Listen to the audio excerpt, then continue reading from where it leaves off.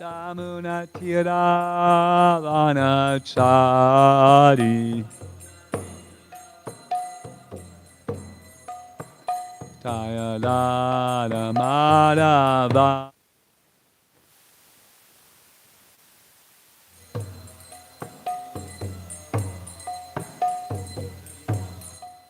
Dayalada Madhava Kundabihari Dada Madhava Kundabihari Jayom Vishnupad Paramahamsa Parivrajakachaya Astatar Sada Shri Śrimad His Divine Grace A.C.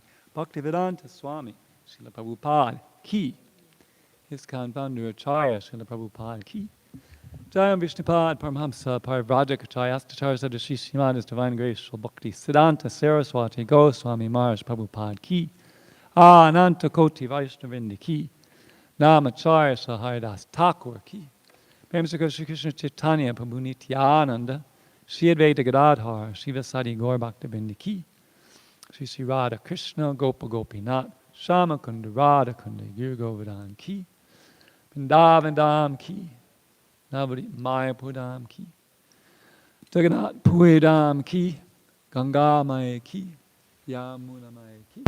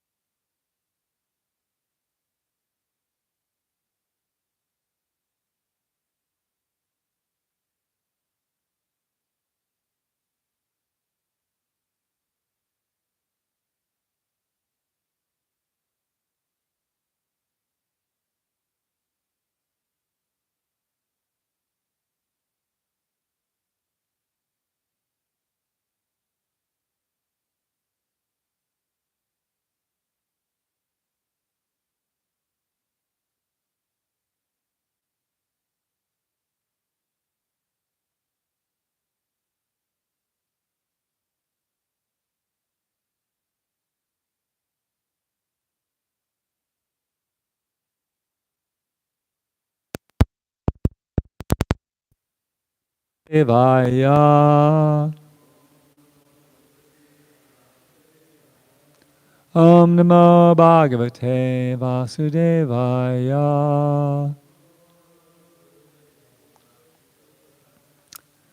So we'll go through the words. Guna Adikat Mudam Lipset Anukrosham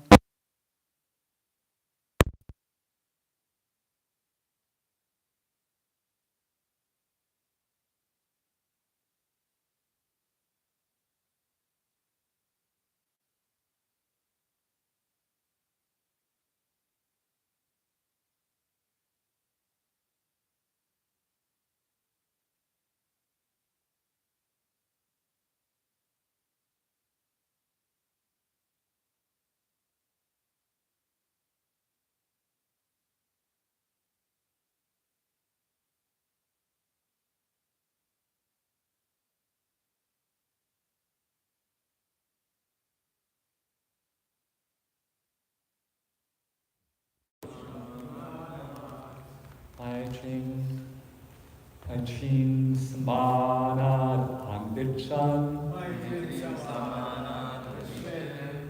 Natapar Abhibhuyate Kunadikan Mudam Lipsed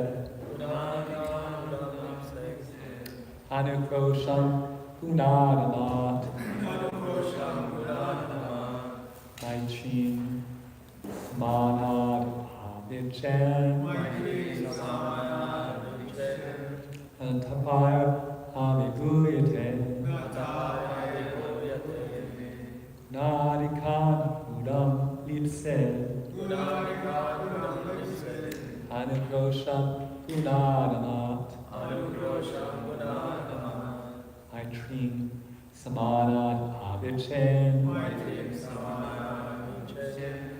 Natapar Abhibhuyate. Please chant.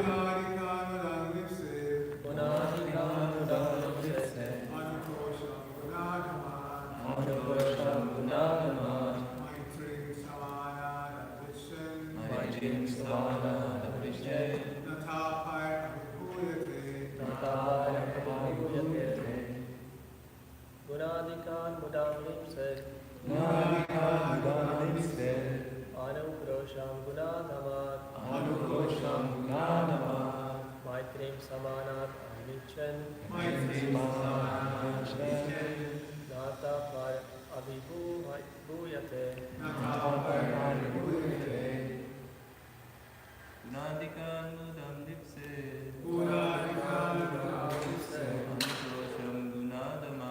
Anukrosham gunadamat, Maitrim samanat anichan, Nata par abhibhuyate.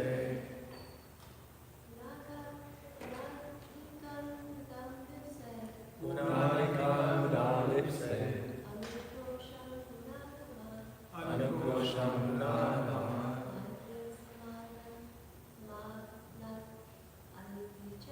Maitrim samanat anichan, Nata par abhibhuyate.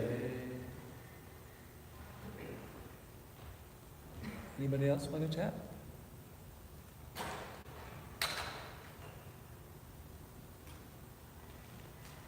Gunadikan. Sorry, Gunadikat. One who is more qualified. Muda. Pleasure. Lipset. One should feel.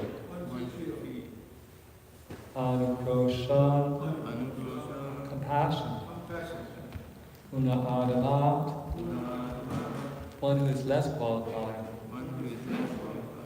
Maitri. Friendship. Samanat. With an equal. Animichet. One should desire. Na. Not. Tapai. By tribulation. Abhibhuyate.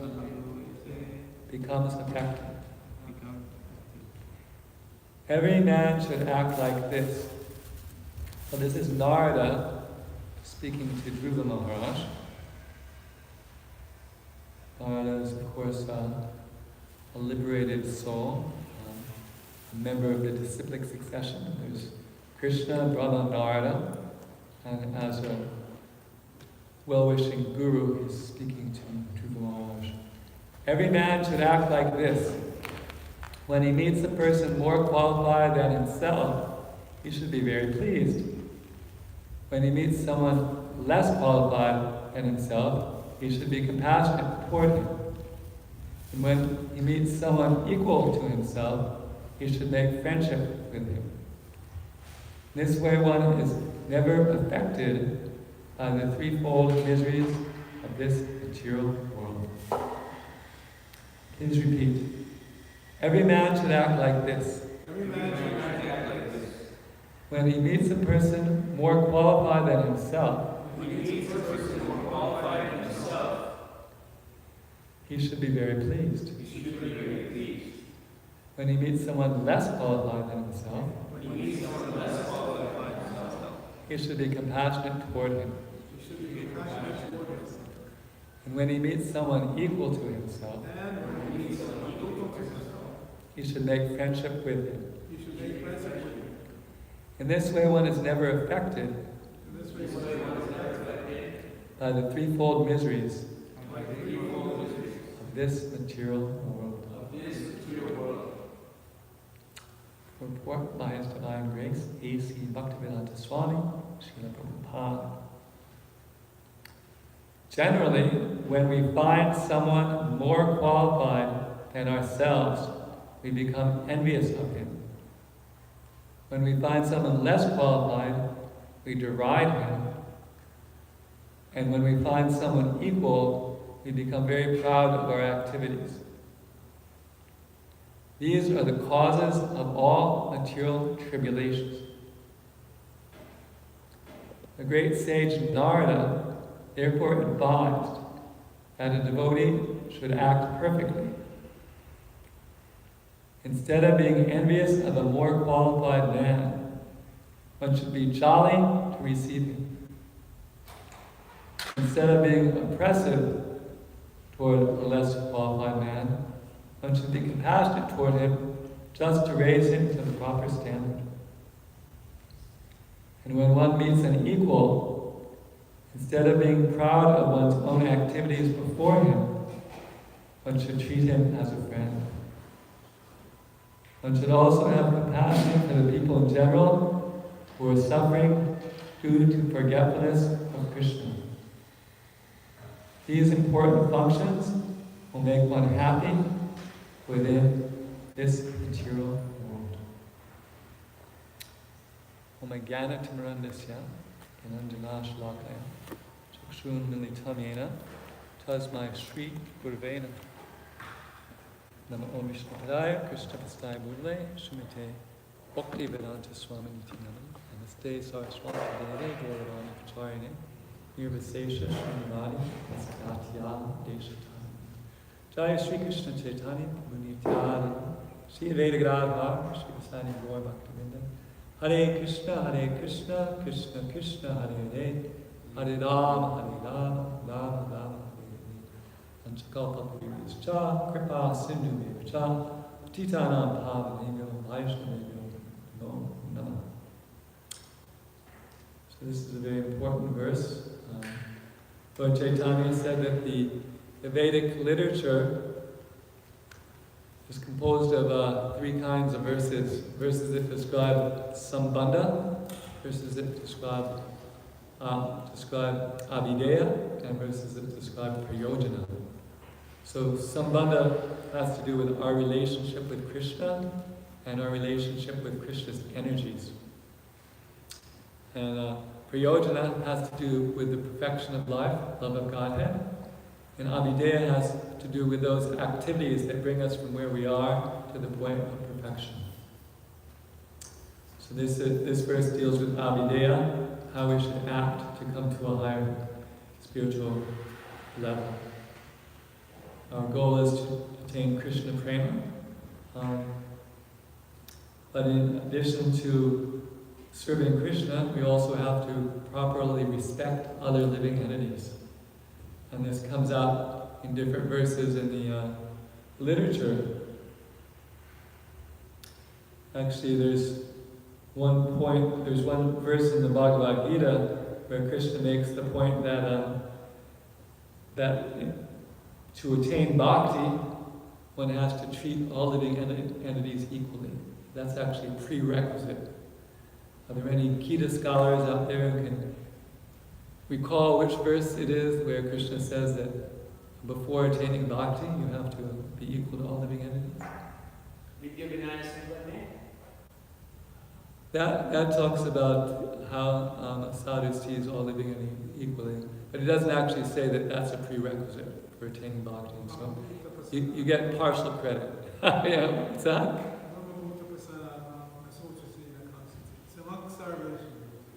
Very good. Very good. Thank you. 1854, one who is transcendently situated at once realizes the Supreme Brahman and becomes fully joyful. He never laments or desires to have anything. He is equally disposed toward every living being. In that state, he attains pure devotional service unto me. So although Prabhupada would focus on our relationship with the Supreme Lord, it is important that we have positive relationships with other living beings. Lord Kapila also talks about how it's important to respect properly other living beings. He says, as the blazing fire of death, I cause great fear to whoever makes the least discrimination between himself and other living entities because of a differential outlook. Therefore, through charitable gifts and attention, as well as through friendly behavior, and by viewing all to be alike, one should propitiate me, who abide in all creatures, as their very self. That's Śrimad Bhāgavatam 3, 29, 26 through 27. So there, he's very, he's showing how much it's important to him, saying, as a blazing fire of death, he'll make life difficult for anyone who thinks he's better than other people and doesn't properly respect other people, doesn't see people equally. So although we respect all living beings, we treat them in different ways. And this verse is talking about how we should treat three classes of people: those who are superior to us, those who are equal to us, and those who are inferior to us. Generally, we are advised to think of ourselves as aspiring Vaishnavas. So we see the Vaishnavas as people who are superior to us. The Skanda Purana enumerates 6 kinds of offenses against the Vaishnavas. We don't often quote this verse. It's mentioned in a purport in the Chaitanya Charitamrita. And it's also quoted in Bhagavatam Vilas. Hanti nindati vaidvesti Vaishnavanam naminandati Kritite yati no harshan darshane patitani shat. Does anybody know what these 6 are? To kill a Vaishnava. 1. To not be happy when you see a Vaishnava. 2.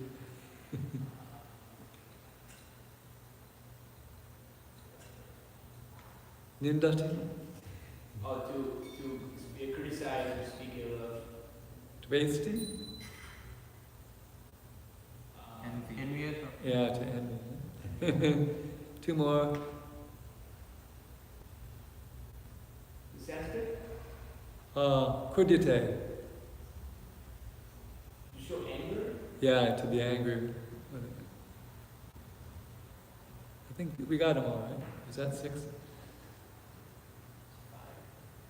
Oh yeah, the other one is naminantati. You don't bow down before them. Yeah.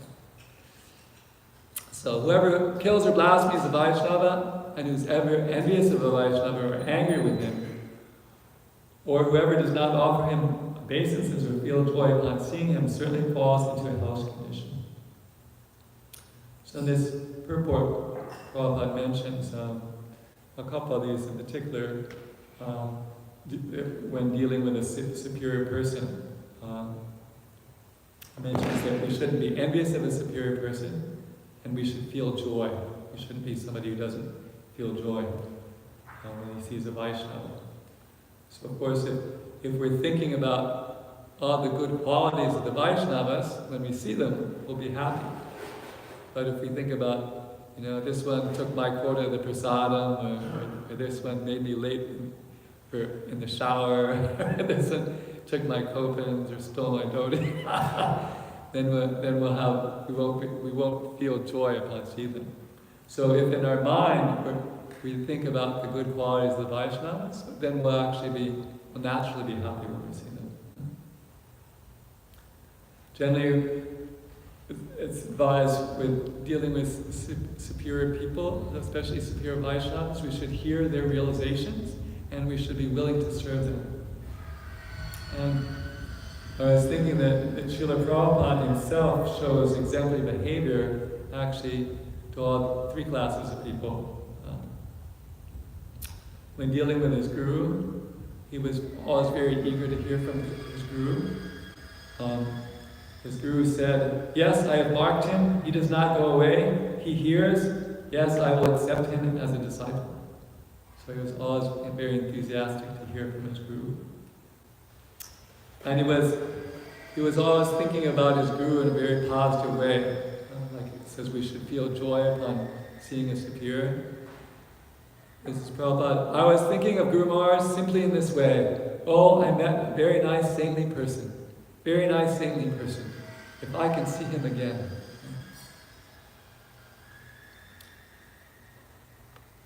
Actually, in their first interaction, Prabhupada was a follower of Gandhi, and he put forward the point before his guru, who will listen to your Chaitanya's message until India becomes independent, you know?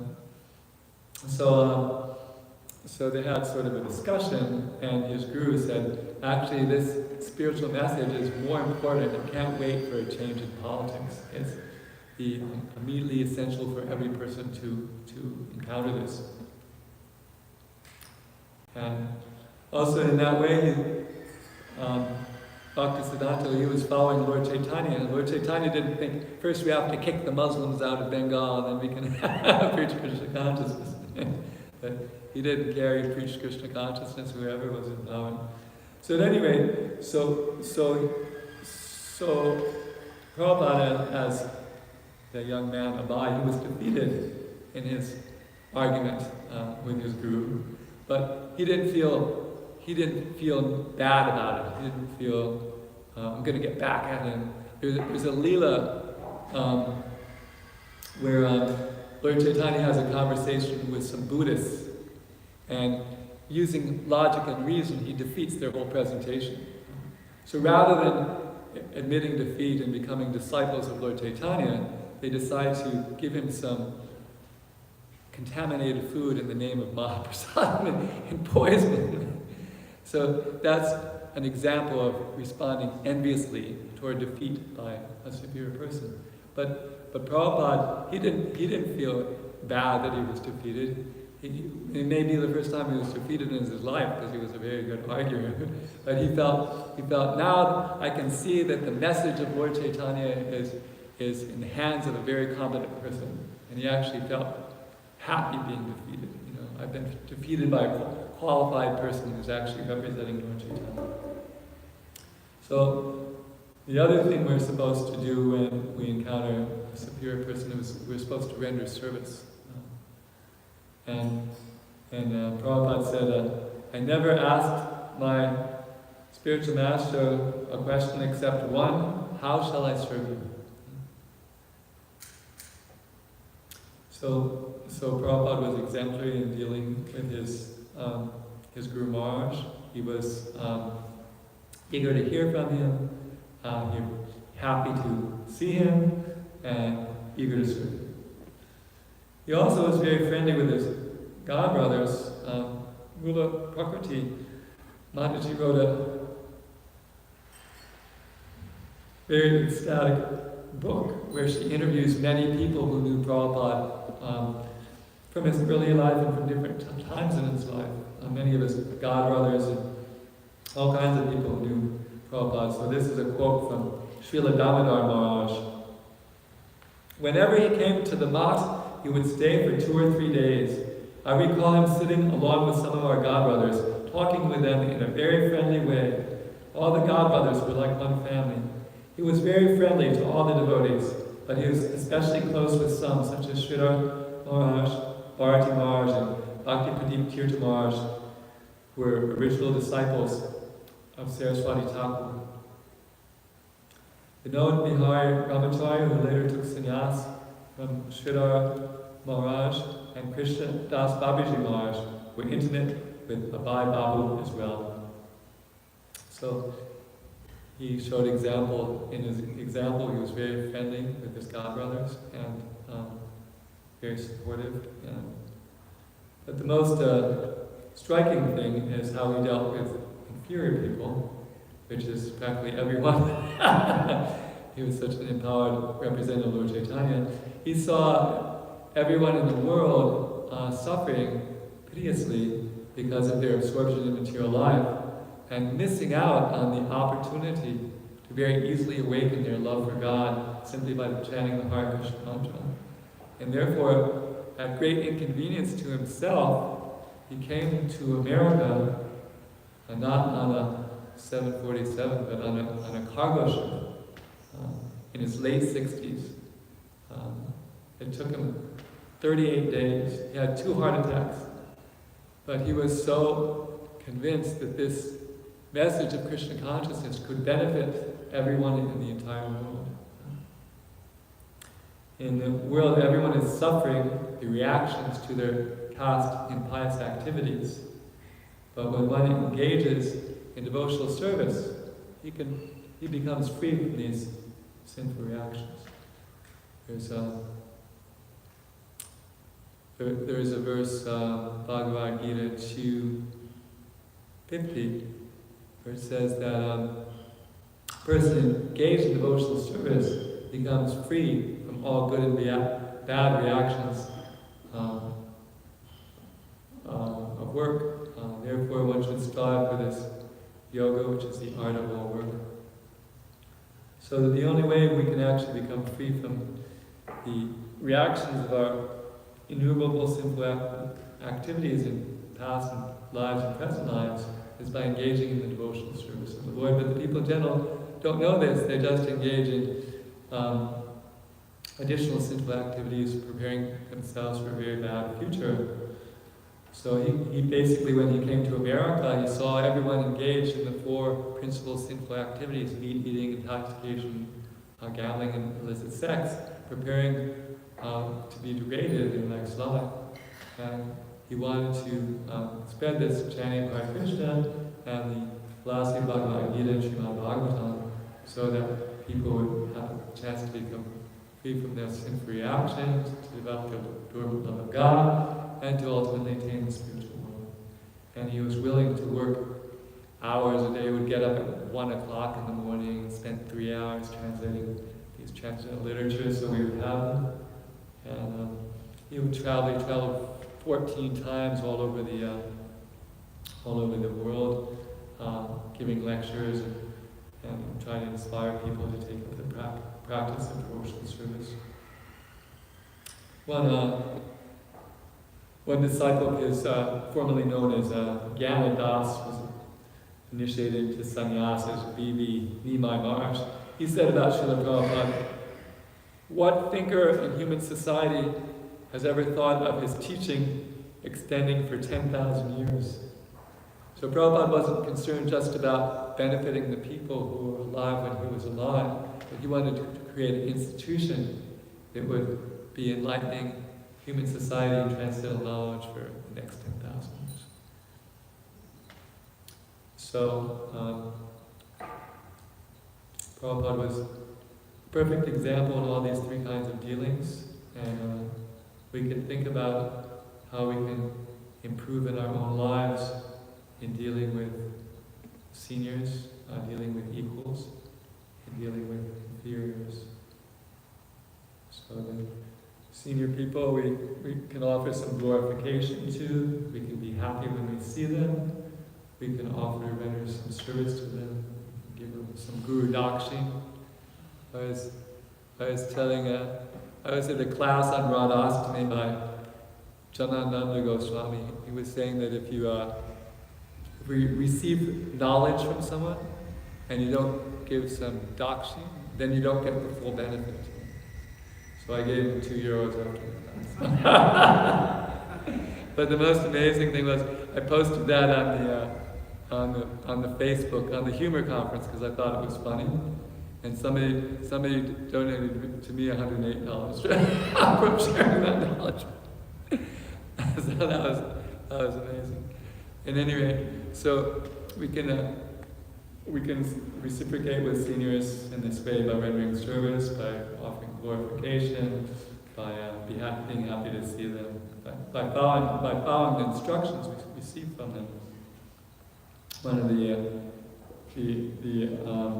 10 offenses against the Guru is to disobey the order of the spiritual master. So we're actually obliged to follow the Guru's order.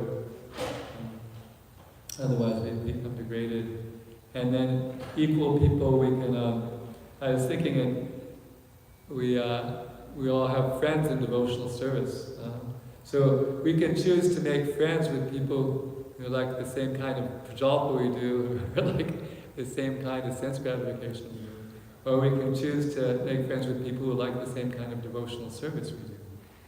People we can go on Harinam with, we can dress the deities with, we can cook with in the kitchen. So we can share realizations with, So we try to find people that are in the same category as we are, and we do devotional service with them, and we appreciate their devotional service, and they appreciate ours. So we have, and then Rupa Goswami mentions in his Upadesh Amrita chapter, verse number 4, 6 kinds of loving exchanges we can have. We can reveal our mind in confidence. We can inquire confidentially. We can offer food. We can accept the food that they give. Sometimes people offer us prasadam, and we may not be hungry, so we may say, no, I don't want any. But actually, it's part of the etiquette is to accept it.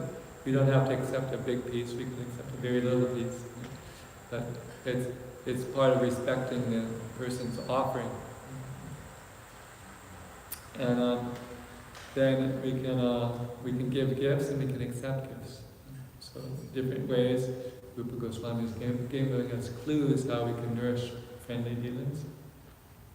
And with inferior people, there's so many things we can do. We can give them spiritual knowledge. We can give them spiritual food. We can allow them to hear the chanting of the holy name.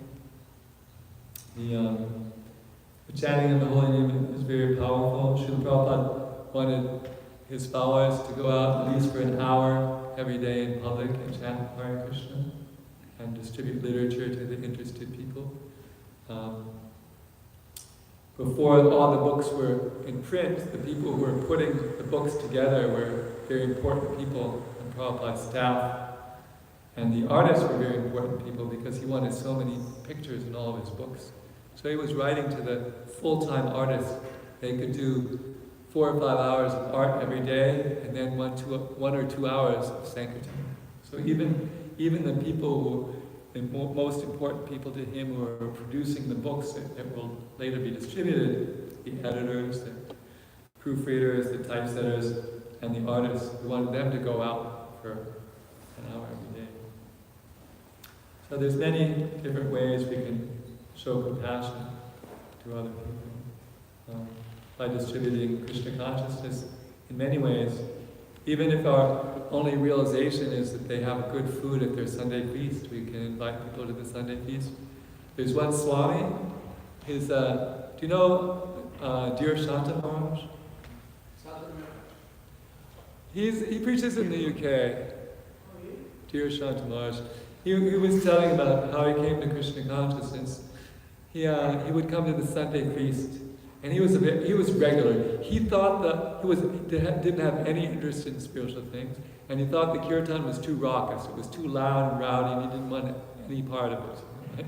He just came for the prasadam, but he was so enthusiastic that the temple president said, "Maybe you should come for lunch too. You seem to really like the food." You know? So he started coming for lunch, and then one evening he was sitting at home in his apartment and he found himself chanting Hare Krishna. Just like that, without any plan. So when he went back for prasadam the next time, he was sharing this experience with the devotees. And they were saying, "Oh, that food you've been eating, it's not ordinary food, it's non-different from Krishna himself, and now Krishna is manifest on your tongue." So he started out being just a guy who came for the food and didn't care about anything else. But he ultimately became an initiated disciple of Srila Prabhupada. And he was a grahasta, vanaprastha, and now he's a swami, and he travels all over Eastern Europe, giving lectures and doing japa seminars. So he somehow or other he was encouraged to take prasadam and became an amazing devotee. So even just telling people to come to the Kadamba Cafe because they have great food is preaching. They may be, a future Swami. You never know. So I am not a spontaneous Bhagavad speaker, but if people ask me questions, I can usually come up with some answer. So I've exhausted my brief notes because I only like to spend so much time studying. So if anybody has any questions or comments or realizations about any of the points that have been made in the text, purport, or class, you're welcome to speak them back. Hare Krishna, Krishna Guru. Thank you for the wonderful class. This is a very famous verse that I've heard quoted many times. Whenever I hear a famous verse, I get excited and about listening with you.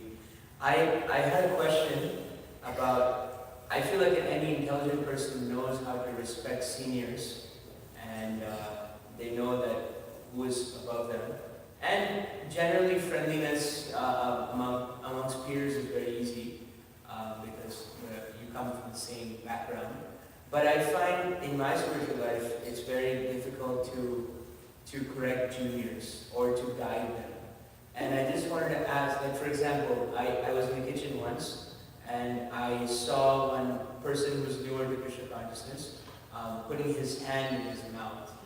And then I just thought in my head, what would be the proper thing? If I correct them, then I don't want to be discouraging or nitpicky or fault-finding. But on the other hand, it's a seva aparad, and it may be more detrimental to their devotional service because they're making an offense to Krishna. I wanted to understand what's the proper way to correct juniors or to guide them. Well, one thing that's important to make the point that we're all in the same position. We all have these rules that we have to follow, and it's not that I'm pushing you to do something that I'm not willing to do. So, and rather than like attack what somebody personally did wrong, you can talk about the philosophy behind it. That we have very high standards of cleanliness in the kitchen, and we have certain rules that we follow, and for cleanliness. And one of them is that if you touch your mouth, you have to wash your hands before continuing working in the kitchen. So, and advise them to wash their hands somewhere other than the kitchen. And one interesting thing is that in the beginning, when Mukunda and Janaki were getting married, Janaki's sister Yamuna came to participate, and she offered help in the kitchen, and she would take a break to use the bathroom or to smoke cigarettes, and Prabhupada would ask her to wash her hands before she started. And however he did it, she didn't flip out. She was able to continue. But we should be very, very gentle, and not overreact, because it really genuinely is a very small thing, and the tendency may be overreact and just make them understand something that we're all following, and it's better for cleanliness and health, and don't give them don't work on like correcting one thing at a time. Don't give them like, during 1 hour in the kitchen, try to correct 5 things they're doing wrong, because it becomes overwhelming. Chandrasekhar Maharaj, Ki Jai. Thank you for coming here and blessing us by your presence. I'm being blessed by you. It's the other way around. I'm the beneficiary, not the factor.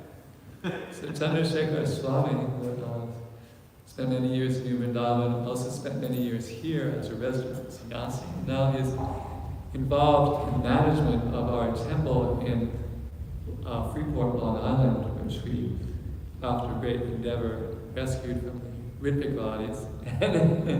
Are you playing the role of temple president, or are you? I'm the titular temple president. Okay. But that kind of, I wince when I think or say that, because actually it assumes I have more power than I actually do, and it also assumes I'm doing more than I actually do. do. Okay. I'm one of 3 people that are actually managing, and I do the least. It provides a spiritual presence there. And it's Freeport, 197 South Ocean Avenue. And if your aim is to visit all the temples within an hour and a half of you, you might consider visiting it. Yeah, Mars used to give class every Wednesday here. So, would you did you hear what the verse is? Was that? Did you hear what today's verse is? No, I just walked in, so I don't. I can read it again, and if you have anything off the top of your head that you'd like to say about it, it's The B step here, and let's see. yeah, it's 4:8:34. It's worth hearing for everyone again. We're on the questions. John Mossman's class yesterday. It's 4:8:34. Every man should act like this.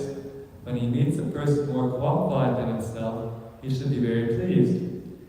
When he meets a person less qualified than himself, he should be compassionate toward him. And when he meets someone equal to himself, he should make friendship with him. In this way, one is never affected by the threefold miseries of this material world. Wasn't that the verse that John Mossman gave us? He spoke 2 days ago. Maybe he just broached in on the same subject. Well, I remember. Ram Roy gave class yesterday, and he quoted this verse and read the purport, so which I tried to Yeah, he quoted that. not feel bad about. It was a heavy class. I didn't get the chance to listen to the whole. Oh yeah, yesterday. Well, actually, I was in the middle of answering a question for Hadai Pran, and you might have some insight into the answer. He was saying the proper way to instruct juniors so they come up to a higher level. Like suppose somebody in the kitchen touches their mouth, which they're not supposed to do. How do you advise them in such a way that they feel inspired rather than frustrated or disgusted or angry? Well, all I would say is that everything depends on relationships. So,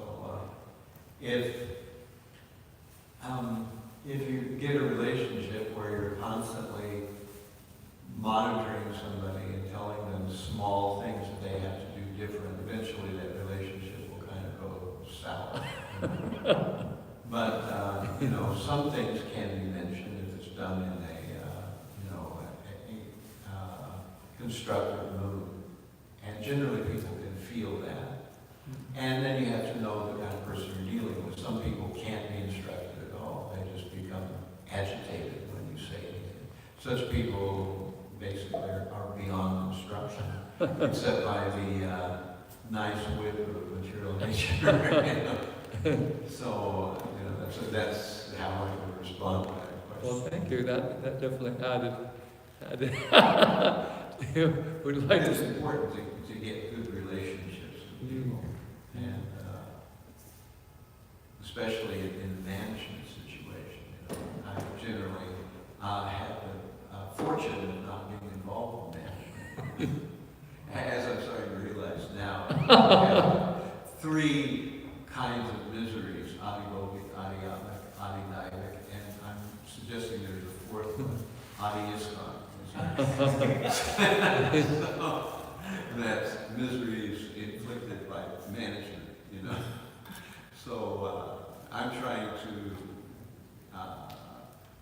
inflict less misery on others. Although management of any kind is going to rub us the wrong way, because in general we don't like management. We all have to pay our pound of flesh toward organizations, and the organization does benefit us, but at the same time, the organization has its things that it needs too. So it's always a struggle. And like John Mossman mentioned yesterday, those difficulties, we in general try to think of them along the lines of that verse, 10, 14, whatever it is, Tate Kampa, Shishnik Shamana, Gunjana, Krsna-Krpa, Ridvaka, Purmir, Vididan, Namaste, Jide, Yomuki, Panisandaiva. One who constantly glorifies the Lord with body, mind, and words, all the while tolerating all the difficulties that come from his past misdeeds. Such a person is a suitable candidate for liberation because it has become his rightful claim. Wow. That's one of the verses that is key to my thinking. Wow. One time in Mayapur, Vrajavihari was running some kind of I forget whether this was an SGGS or it was an ILS or what it was, He was asking the devotees to say which verse they related to very strongly. And that was a verse that came to my mind. Wow. Thank you for your appreciation. And he said that was a verse that he related to very strongly. I think Archana, you had a contribution? Archana Prabhu had a contribution. The first thing, just a comment on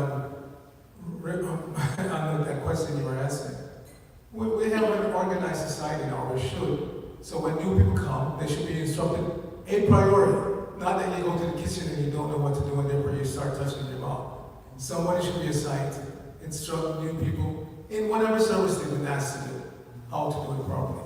And that way they don't get bombarded by everyone. Just one person who instructs them in advance, and then if they slip, nicely try to keep them on track. And that makes the whole thing nice. Then you don't run into somebody who's not necessarily, it's not their duty to do that, and when they feel compelled, sometimes you have to. I'll give an example. I was in San Diego, I think you were there at the time, this was like early 90s, Sunday Peace. So this guy walks in, kind of hippie type, wearing really short shorts. Fine, during the kirtan, no problem, but then he sits down for prasadam, and at that time they were having prasadam in the temple. Not wearing any underwear, exposing himself. So I felt compelled to go and tell this person either cover up or you have to go outside.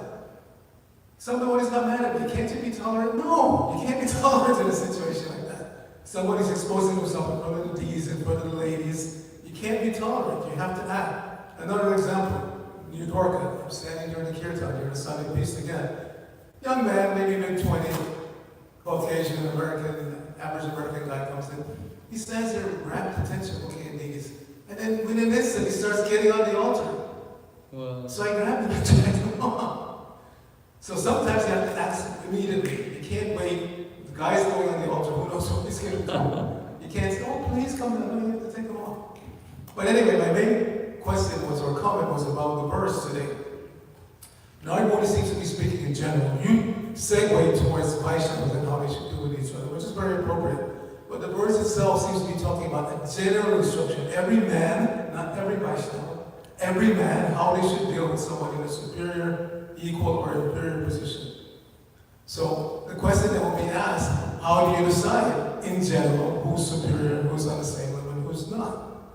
In Vaishnavas, we know, because again, we have those 5 ways of determining seniority: by initiation, by age, by varna, by ashram, and by spiritual advancement, which is the one we stress the least, because you can't always tell who's more spiritually advanced. So we stress the other 4: by initiation, by age, by varna, by ashram. But in general, when you're speaking to people in general, how do you decide who's on a higher level, the same level? Is it by income? Nowadays, that's what it is. You're considered superior if you have more money. Like that. But the verse again, in general, is speaking about general instruction. Because we can't say that Dhruva was a Vaishnava at this point. He himself, tomorrow's verse, which I will speak on, he said, I'm not a Vaishnava. So the instruction doesn't seem to be aimed at Vaishnavas, but just at people in general. Every man, not every Vaishnava. Well, there's other, opulences people have, like knowledge, or, there's that, that verse, Tanmaishvarya Shruta Shri. So those are things people have: aristocracy, wisdom, wealth, and so they may have more or less than that, and we do. or influence in society and things like that. And then somebody may consider themselves superior, and if you treat them in that way, you'll have a better rapport with them, even if they aren't superior, which is something that Prabodhananda Saraswati mentions in your preaching. You should address somebody as being very exalted, even if they have a lot of issues, just so they'll be willing to listen to you, and then you can benefit them. So, okay. Do you have any insight into that, Maharaj, about who you consider superior if you don't go by the Vaishnava standards? Well, we know that this is Madhyam Adhikari view, Ishvareta Dineshu Baliseshu Visascha Prema Maitri Propeksha Yakaroti Samadhyama, that the Madhyam Adhikari sees four categories of beings, the Supreme Lord who he worships. He sees those who are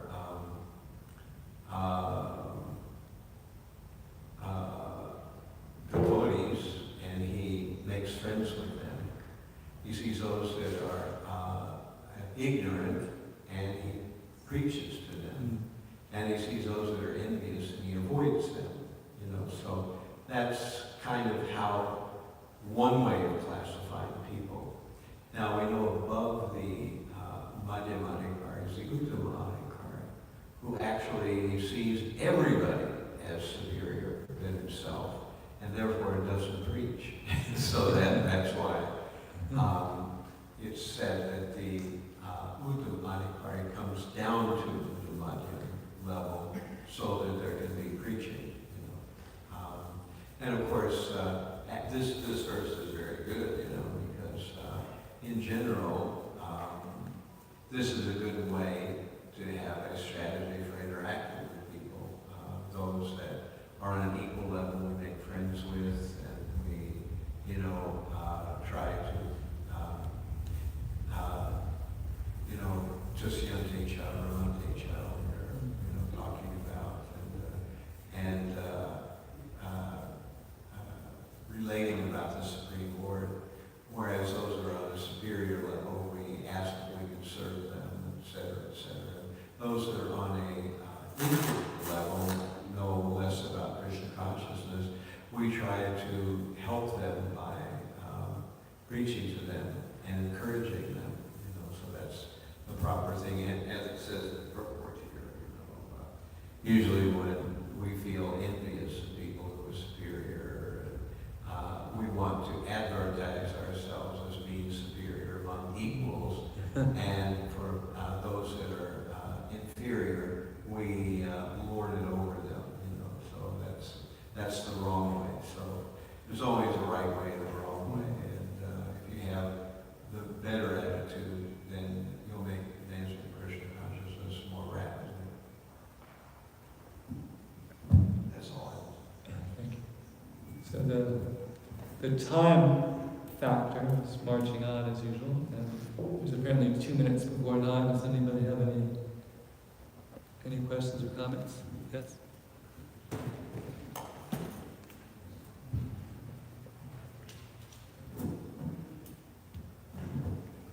Hare Krishna, thank you, Krishna people. I have a question regarding the offense you said that if one is not happy at seeing a Vaishnava, that's like an offense, correct? Right, yeah. So, there's also that aspect that everyone can't be your friend, and you really can't open your heart to every person, because if you have everyone's your friend, then you have no friends. So is it really a problem even if you have if you don't have like to say a person, but you don't smile at them, that's still an offense? Well, basically we should, if we're thinking good things about people, we'll be happy to see them. So there's if we practice people until they become Uttama Adhikaris and they have the 26 qualities of a pure devotee, so that generally people have a mixture good and bad qualities. So if you focus on the people's good qualities, then you'll be happy to see them. And if you focus on their bad qualities, you won't be happy to see them. So if we practice thinking good things about the people, and everyone here, that there's different good things about them. They have faith in Krishna, they have faith in the holy name, and they are willing to render some service. So if we think about the different good things, then we'll naturally be happy to see them. So that's sort of the solution to the problem, as far as I can see. And I think I'll end here. Did you have anything you wanted to say about that last point, or how to feel happy to see people, when you see people?